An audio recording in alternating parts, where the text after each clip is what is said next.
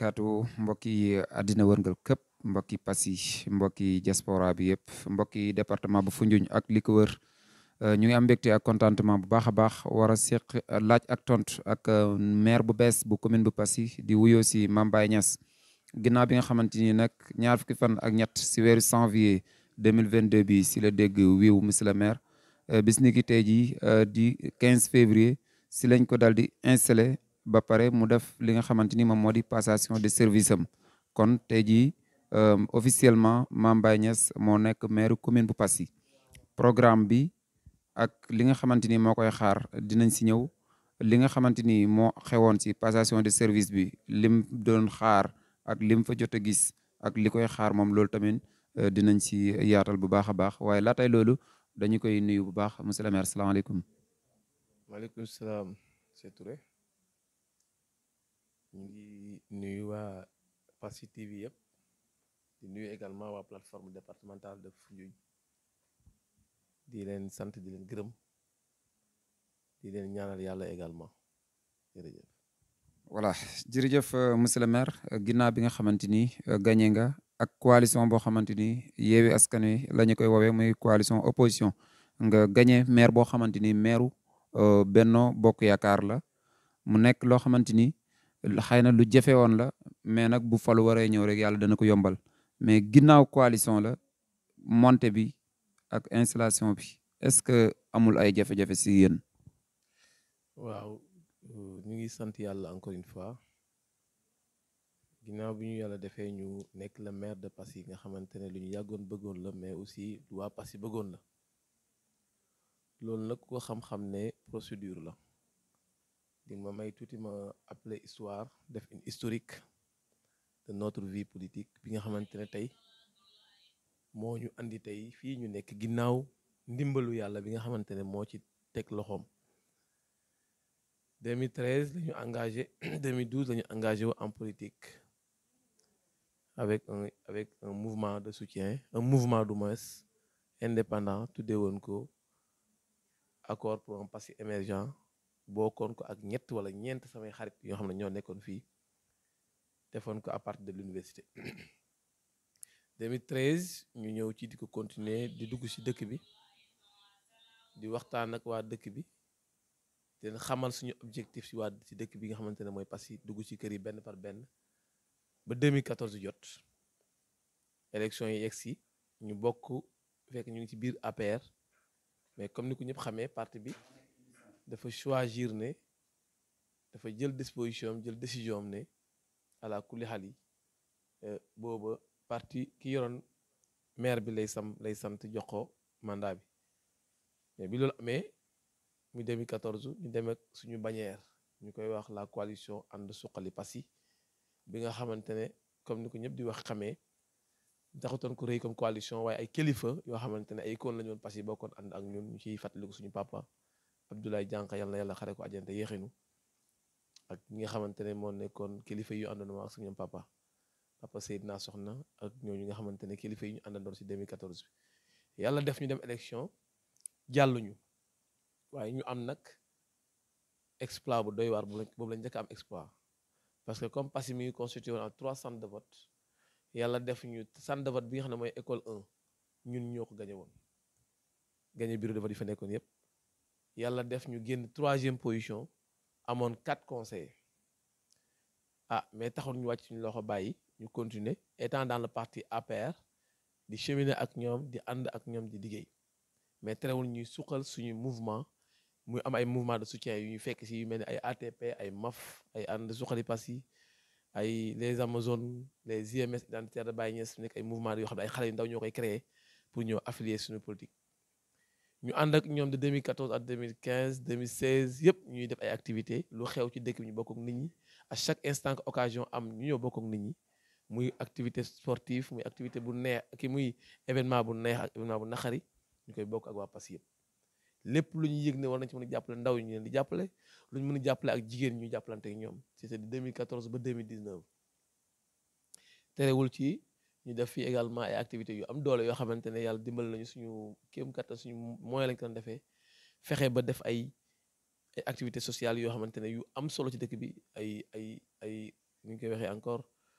enrôler ay jeunes si CMU dem ci hôpital yi ak jumaa yi ñu jàppale leen dem également ci église bi jàppale leen ci li ñu xamante mooy suñu doole yëpp ñu ko doon def di continuer ak ñoom ba 2019 passé élection 2019 passé muy présidentielle 2019 après ñu jël décision ak en unanimité comme processus la ba léegi mooy li indi coalition laa lay wax ñu toog ma wax ne nag ñëpp ñu ma àndal ba nga leen dañu àndoon ak Macky Sall mu da bëgg premier mandat ñu ànd ak moom mu falu mu bëgg deuxième mandat ñu ànd ak moom mu falu mais ñun bokk nañ suñu gëm ne benn mandat la waroon am ñaari mandat la waroon am du moins parce que ñu loolu lañ jàpp ci interprétation bi ñu am ci constitution bi si lañ jël suñu décision ne comme accompagné ko am 2 mandats je précise bien ici que amul dara lu ñu naqari dara méttiwul ñoom mais dañu bokk suñu logique ñu ne comme ànd nañ ak moom ba instant bi nii jot na nag léegi ñu xool parti d'avenir boo xam ne mën nañu ànd ak moom pour mën a exercer ñun lu ñu xalaat ci politique pour mën ci avancer c'est vrai yombutoon nag parce que boo xamee Saalum ni mel xam ne opposition yomb fi dugg na demee dem opposition ak ñi nga àndaloon ñu ñëw fekk ci la du yomb mais il a fallu des négociations commençant par mon propre papa après avoir am sa bénédiction la départ dem di seet sama xarit yi nga xam ne ñoom la àndal ñu nekk sama staff mais bu leen ko waxee dafa mel ni asamaan si ma tourné wadd seen kaw ma ne leen dama jël décision ñu bàyyi APR dem Pastef boobu dara xewul Pastef ñu ma dem Pastef ma ne waaw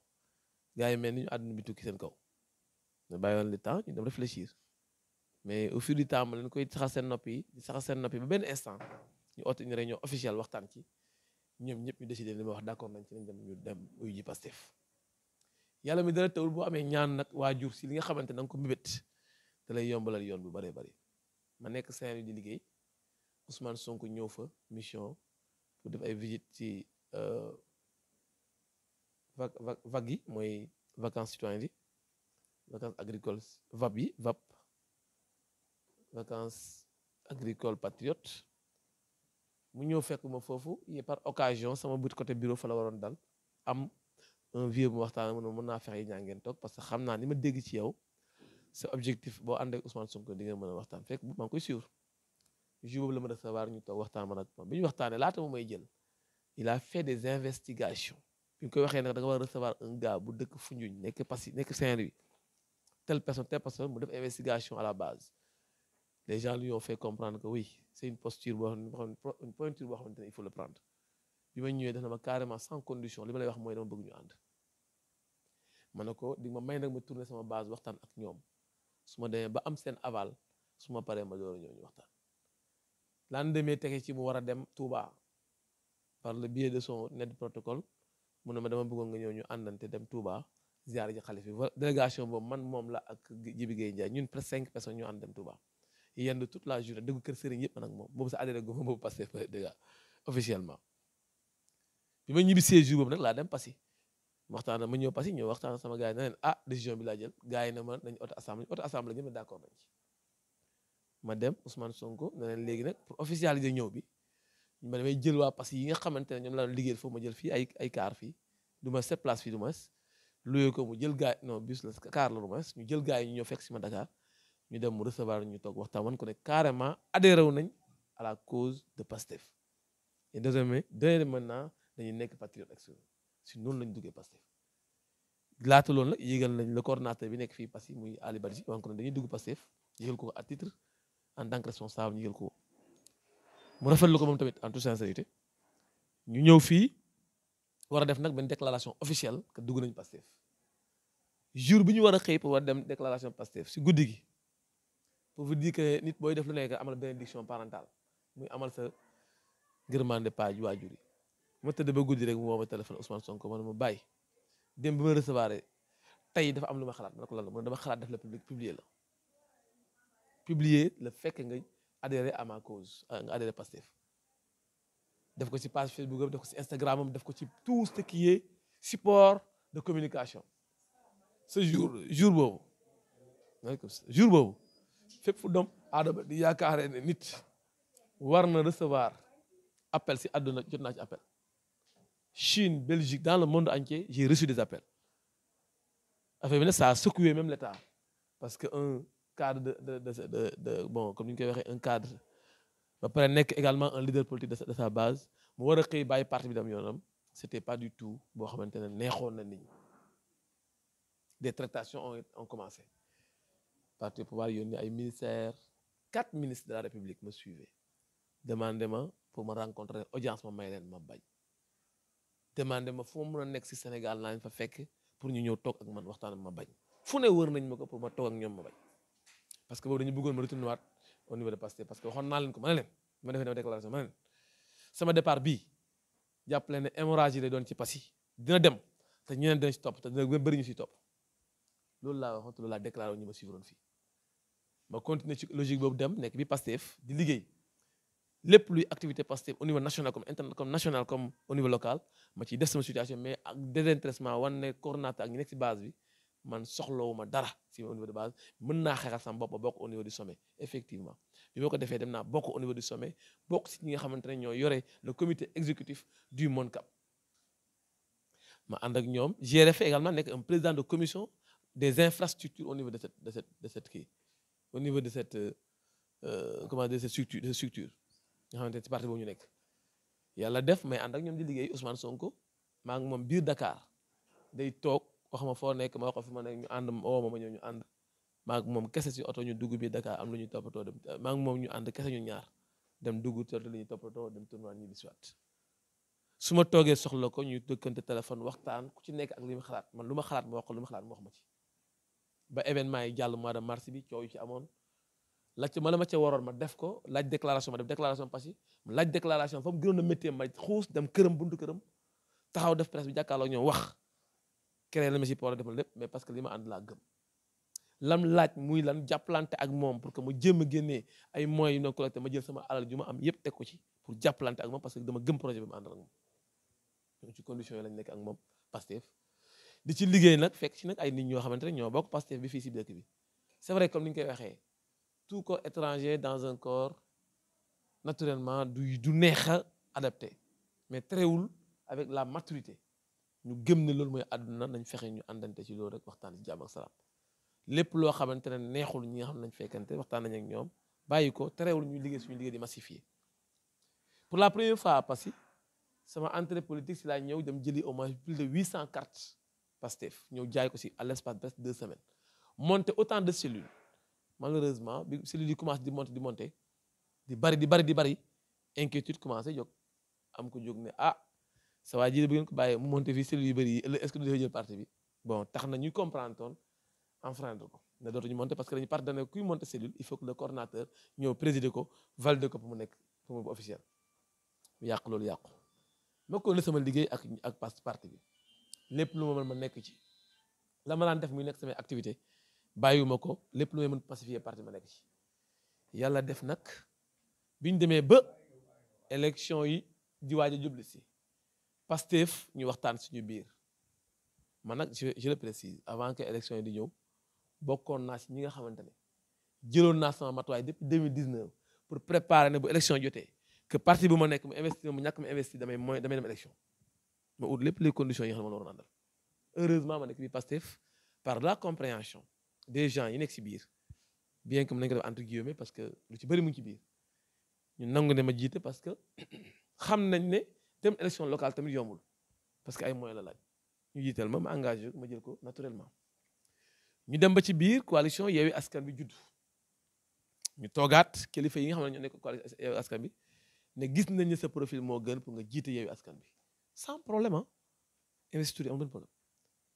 maintenant fi waroon am problème mooy bi ñuy répartir ay conseils yeeg yooyu mais comme man dama am objectif am lu ma gëm mooy jàpp naa ne sama image wala sama tey li nga xamante ne def nañ ko Passy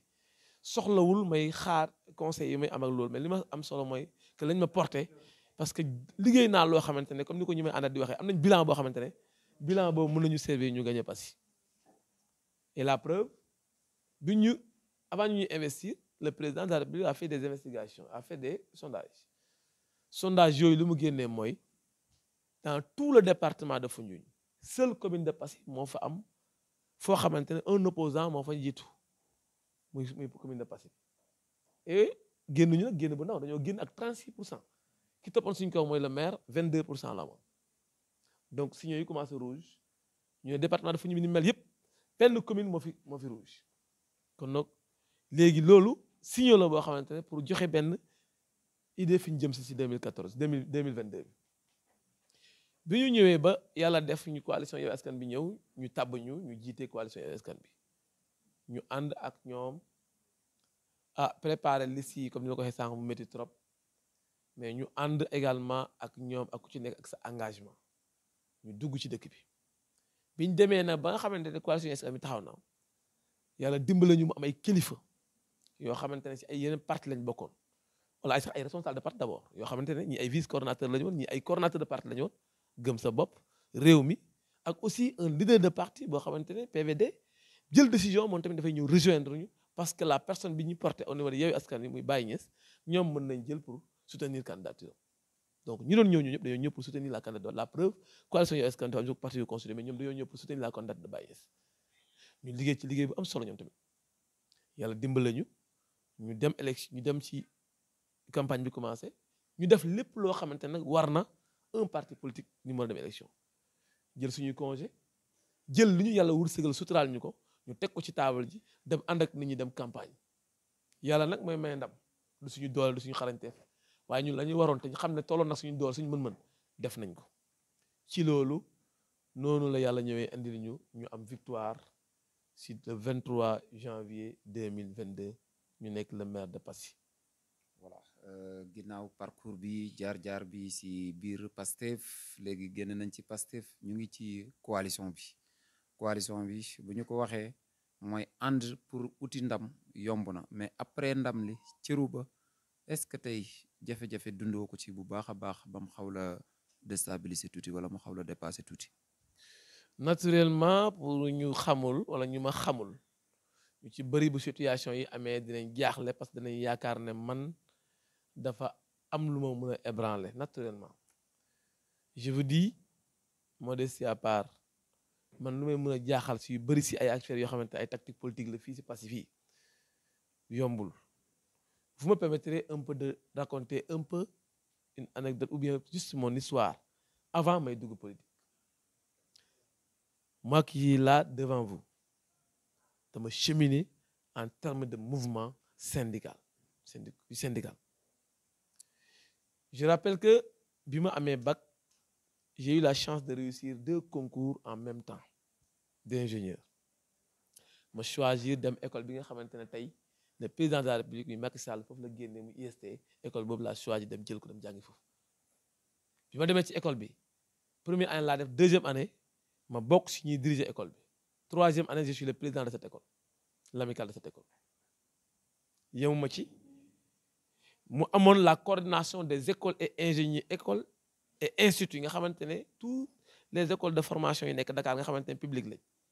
ak instituts yi nekk Dakar yëpp ñu regroupé wu en amical ma nekk fa également le président dans cette structure mu nekkoon ay processus yu métti nag parce que foofu bokkul ak Passy si ay termes de schéma parce que foofu bu fekkee schéma rek la ñuy wax looy évaluement bi lay dépassé foofu la gën a compliqué parce que foofu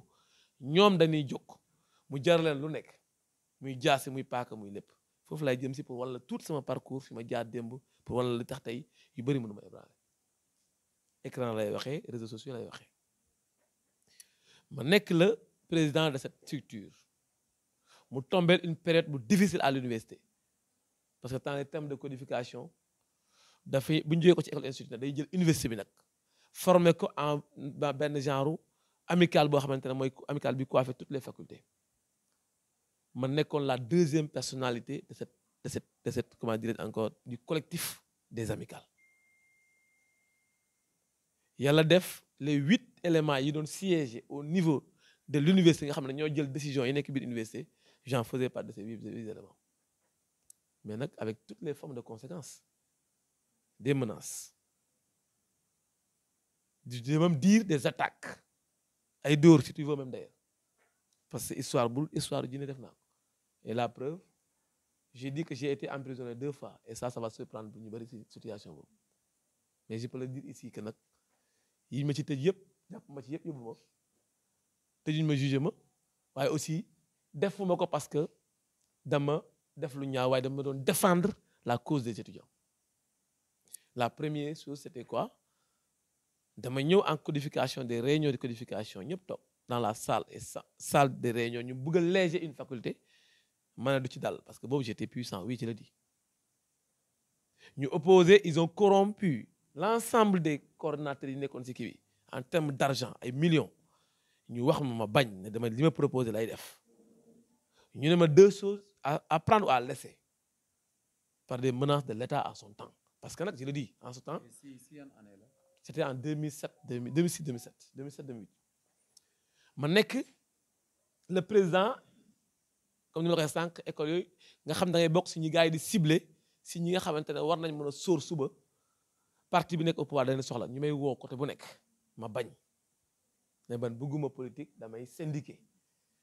loolu neexutoon état bi nga xam ne mu laa jàkkaarloo muy été PDS à son temps ñu ñëw en salle de délibération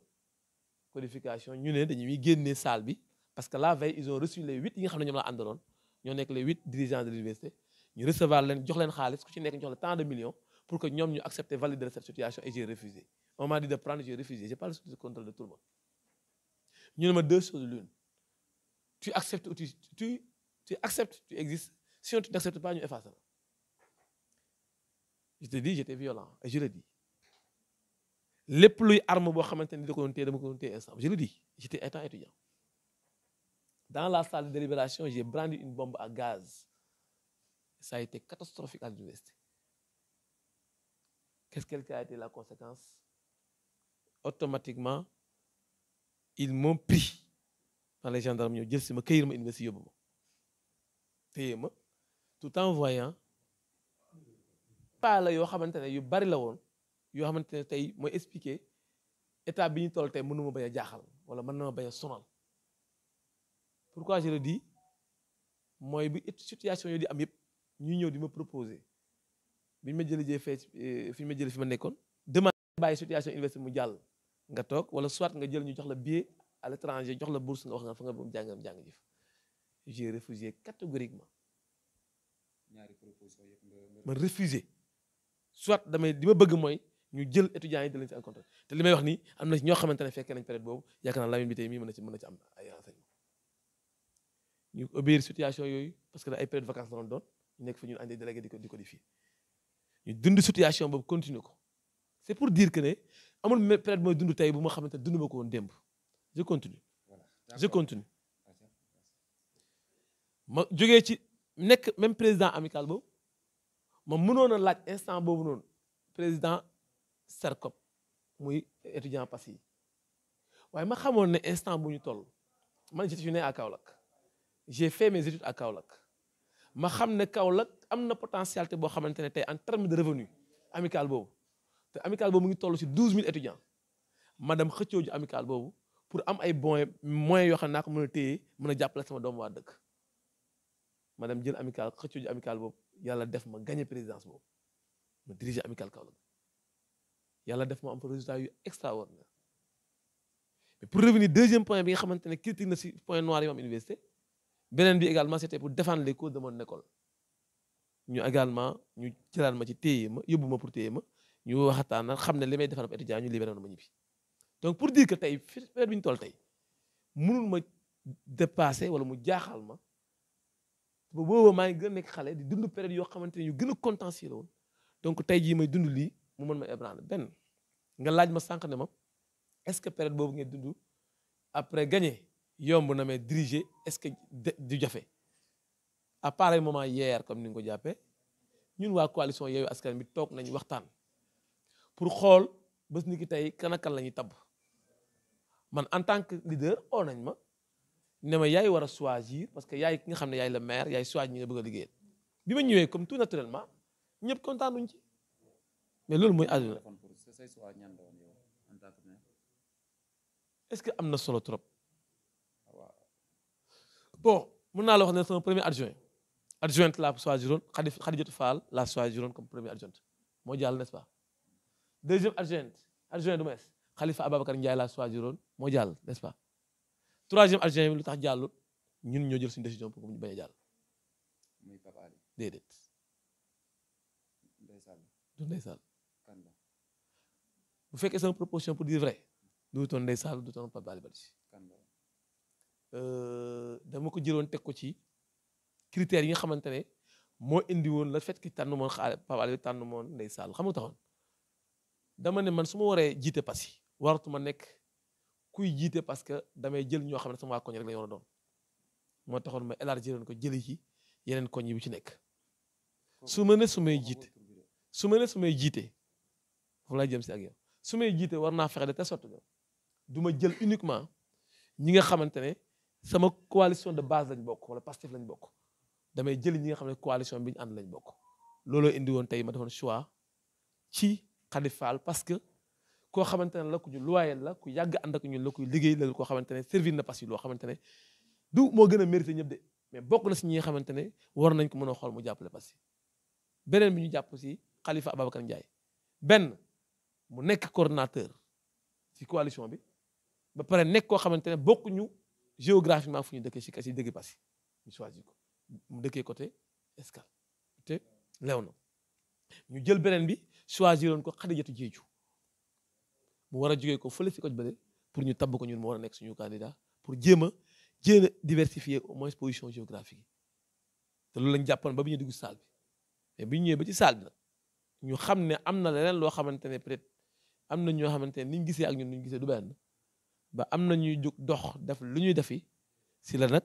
yeneen proposition jógaan nag wala yeneen stratégie génn pour que ñun ñu xool li nga xamante ne suñ ko defee lañ bëgg la stratégie yooyu dégg nañ ne si forcing lay doon lan la mujj amee maanaam ci par force damay bokk si par force damay doon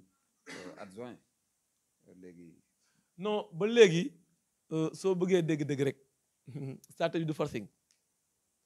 sa waay boo yoree benn bouteille sa loxo bi ba mu nar a wadd bu laajee nga sukk te tëddale ko bu na du bouteille verre mën naa dag wadd nga xam ne dara defi lu muy occasion pour yow si verre bi su daanoo day toj nga mën a tëdd mu daanu sa dënn bay ko mu tëdd daanu sa dënn bi dina métti après waaye dina sedd moo gën bouteille bu daanoo day toj pour dire que selon yow ni nga jàppee selon ni nga jàppee sama déet dëkk selon ni nga jàppee stratégie bi doktoon stratégie boo xamante ne peut-être li ñu bëggoon daal mooy waa Passy yëpp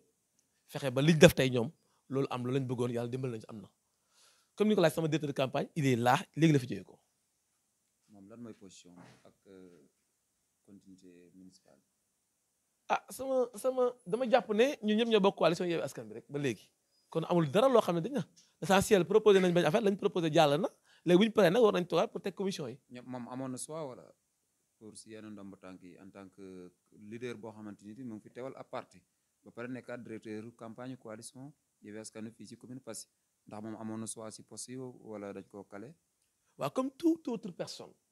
képp koo xamante ne yaa ngi politique da ngay bëgg am poste maintenant nag boo demee ba nga xamante ne andi nañu ñu waxtaan ñu ne du lañ li nga xamante moom lañ gis mais naturellement ñëpp dañuy toog waxtaan après ñi sedde ñi bàyyi et je pense que bokk na si ñi nga xamante ne ba mu xamee ne peut-être man ni ma xoolee ak critères yi ma teg pour que nga xamante ne dinañ fexe ba ñëpp gis seen bopp nangul na ma ko après ñu continuer. voilà gis nañ ne dafa mel ni critères yi nga jël yaa ngi ko xool ci dëkkuwaay yi pour différents quartiers yi mais tamit dafa mel ni coalition moo gagné mais parti mooy diriger instant bi. parce que tey boo seetloo coalition moo gagné man maay maire bi je suis le Pastef premier adjoint bi comme tu le dis c'est vrai Pastef la bokk Khadijatou Fall mais deuxième adjoint bi adjoint du moins mais PUR la bokk Khalifa Ndiaye troisième adjoint bi Ndeye Sall la grand parti la bokk kon donc fexe nañ ba suuraale kii ba suuraale boobu est-ce que du ab tax ñëwlu rek comme niñ ko waxee woon ci ginnaaw. mais li am solo mooy coalition bi moo ñëw li am solo mooy coalition bi moo ñëw te loolu mu nekkoon suñu bébét aussi également. d'accord léegi passation de service bi am na ci moment boo xamante ni tamit kenn xaarut koon si bésu tey bi parce que bu ñu dégloo maire sortant bi ne demee lañ ko préparé woon parce que mboolem ñi ñu installé si département bi amul koo xamante ni am nga installation si même jour def passation de service mu mel ni maire sortant bi moom ay mbiram pare woon na par rapport ak déclaration bi mu def ak chiffres yi mu la bàyyee tey jii nii dal na sa xel. jàppoon nga ne loolu yaa ngi ko doon xaar ne normalement war nga koo fekk si compte Passy yow. gis nga bu ñu paree élection ba léegi ñu ngi bàyyi xel ne à tout moment bu ñu waree def suñu passage suñu installation lendemain wala même jour war nañ def passation parce que loolu lañ jàpp moo normal alhamdulilah yàlla def na comme ni nga ko xalaatee sànq def nañ passation bi maire bi comme ni nga wax sànq ñu koy féliciter di ko remercier aussi mais aussi di ko jaajëfal par rapport ak li nga xamante ne def na ko si ba tax liggéey bi gaaw maintenant nag liggéey bi gaaw na mais ça veut pas dire que pare na parce que pareegul parce que li mu def mooy li nga xamante ne mooy li ko war en tant que maire sortant mooy préparer ay documents nga ñëw mu jox la ko ngeen war a signer PV nga toog yow tamit ak situation bu gàtt bi da ngay xool nga may sa bopp temps pour après nga vérifier soo vérifier après ngeen waxtaan ci xool li nga xamante ne daal moo gën pour que passé yëpp gis seen bopp kon pour man passation de service bi jàll na ni mu war a jàllee si jàll bu rafet waaye nag li nga xam ne war a signé nañ ko PV yi pareeguñ ci dañoo toog waxtaan ci rek ba nga xamante ne buñ paree signature finale yi nga xamante ne moo war a am ñu door ko def buñ paree. voilà par rapport ak chiffre bi montant bi nga xamante ni xaw ma 92 millions yu tegal 300 nangam mille yaa ngi doon xaar tey jii nii ak ndax it loolu gën na dala sa xel par rapport ak moom situation bi mu duggee woon fekk fi ay boru 10 millions kii. waaw xam nga ba léegi dama lay wax ne la maire dafa ne loolu moo fi des si xaalis léegi nag loolu mooy état bi ñu la indi léegi nag reste à voir ñu dem vérifier ji ba xam lan moo fa des est-ce que nag mairie Passy war naa ci mënoon a xaar lu ndaw la wala ëpp loolu non mën naa xaar lu ëpp loolu bien sûr parce que gëm naa ne Passy am na potentialité ëpp loolu beneen bis tege tamit aussi mooy jàpp naa ne fekkoon fi chiffre bu ndaw wala chiffre bu rëy man jàpp ma ne si xaalis bi fay des la parce que xaalis bi fay des jàppal ne xaalis ba war a fay ay nit la li ci gën a bëri xaalis ba war a fay ay nit la parce que ay projets yu ñu engagé la yoo xamante dañ ko war a fay donc pour l'instant daal li ma mën a wax foofu mooy pour le moom daal wax nañu ne loolu moo fa des après ñun dinañ dem ñu gëstu ji li si biir après su paree ñu xool li nga xamante ne la fa des ak la fa nekk nan lañ ko mën a liggéey pour continuer Passy idée que mu nekk nag intérêt Passy rek moo ñu fa tax a jóg. voilà en général ñu su bëri surtout seen coalition bi daan nañ ñaawlu yenn session yi nga xamante ni moom la fi mairie bi nekkee woon ku ñaawlu session nag yaakaar naa di nga wax audit te si seen biir yi wax si seen i discours daan ngeen wax loolu est-ce que pare ngeen pour audit wala da ngeen ni continuer rek yéen indiwaat beneen session bu bees. xam nga audit boo ko déggee mooy que ne yow da nga toog da nga jàpp ne kii lam def am na mbuxum wala lu kii te mënuloo apprécier mbuxum wala mënuloo apprécier lu ñaaw ci lim def tant que yow duggagoo ci au fond du dossier donc tey jii mënul taxaw fi naan ay damay def fi audit wala du ma def audit en tout cas su ma amoon li ma gënal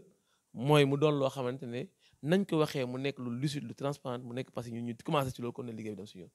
bu ñu ko gisul nag ñu xam ne peut-être que bu fekkee loolu mooy li sa moo fa war a nekk tam ñu xam ne loolu moo war a nekk ci def ko. su boobaa lan mooy doon sa décision. dama ne su nekkee ne li ma gënal mooy ñu fekk fa li nga xamante ne noonu lañ ko bëggee ñun ñëpp su fekkee tam aussi tamit dafa am loo xamante ne laaj na ñu càmbari yeneen institution ñoo xoolal ñu parce que ñoo ci gën a màcc xel ñu xam ne loolu mooy laaj mais suñu bëgg-bëgg daal mooy ñu pare ba ñu pare ji jàmm ak salaam ñu yeggal li nga xamante moom la ñuy jox ñu continuer suñu mission pour dem liggéey doxal.